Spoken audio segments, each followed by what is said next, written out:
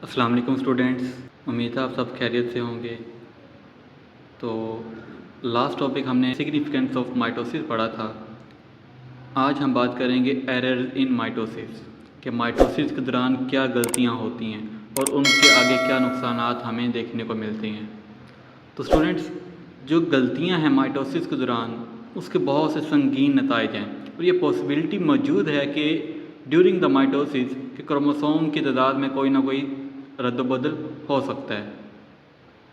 जैसे कि during the anaphase of mitosis, अगर हम बात करते हैं एनाफेज की, तो एनाफेज में क्या होता है कि जो क्रोमोसोम्स हैं वो सेपरेट होते हैं।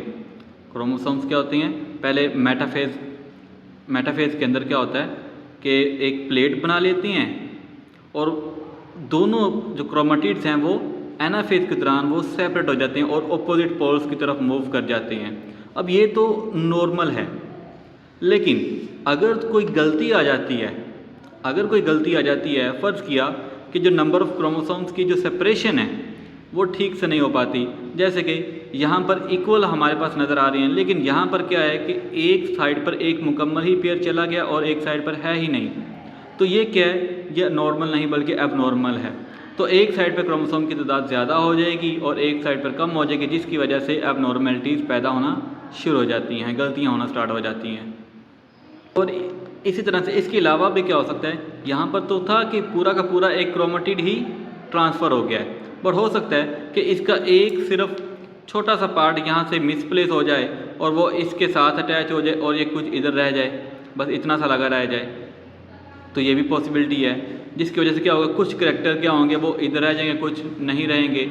तो ये डिफरेंट कंडीशंस हैं, पॉसिबिलिटीज़ मौजूद हैं। अगर ऐसा होता है तो क्या होगा कि क्रोमोसोम्स के जो करैक्टर्स होंगे वो तब्दील हो जाते हैं और जो उनसे आगे नया ऑर्गेनिज्म डेवलप होने वाला होगा वो भी क्या हो सकता है, उनके करैक्टर भी चेंज हो सकते हैं, वो नॉर्मल नहीं होगा। उसके बाद अगर हम बात करते हैं स्टूडेंट्स, तो अगर तो वो अमल जिसमें अगर हमारे पास एक नॉर्मल माइटोसिस का अमल चल रहा है, जो फ़र्ज़ किया एक ये जीन है जिसकी कोडिंग कैसी है ACTAGA, एक ये जीन है जो क्या करता है, माइटोसिस के अमल को कंट्रोल करता है। अगर इस जीन के अंदर तब्दीली आ जाती है, फ़र्ज़ किया कि यहाँ पर जैसे कि एक यहाँ पर T हमारे पास एक न्यूक्लियोटाइड मौजूद है, तो T न्यूक्लियोटाइड अगर रिप्लेसमेंट हो जाती है किसी भी वजह से, उसकी यहाँ पर चेंजिंग हो जाती है, T की जगह कहाँ क्या आ जाती है हमारे पास ADNINE न्यूक्लियोटाइड रिप्लेस हो जाती है, तो यहाँ पर कोडिंग उसकी बदल गई। कोडिंग बदलने से उसका पूरा का पूरा करैक्टर भी बदल जाता है, उसका फंक्शन बदल जाता है।